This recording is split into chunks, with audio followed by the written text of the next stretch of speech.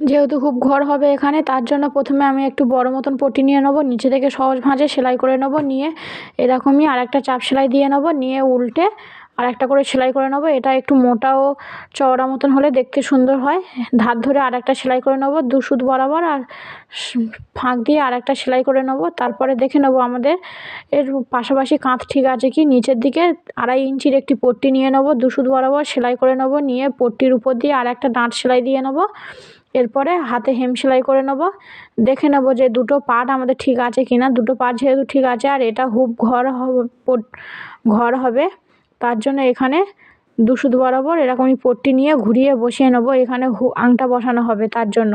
এরপরে গলার পট্টি কাটিং করব, কাটিং করে তারপরে স্টিচিং করব। এরকমভাবে গলার পট্টি করে একবার দেখলে খুব সুন্দর ফিনিশিং আসে। গলার পট্টিটা হেম সেলাই করতেও সুবিধা হয়। প্রথমে এরকমই ফলস নিয়ে নেবো, নিয়ে আমাদের সামন পাটটি এরকমইভাবে ফেলে নেবো, নিয়ে যেমনটা আছে সেরকমই ড্রয়িং করে 1 ইঞ্চি বরাবর নিচে থেকে কাপড় রেখে কেটে নেবো।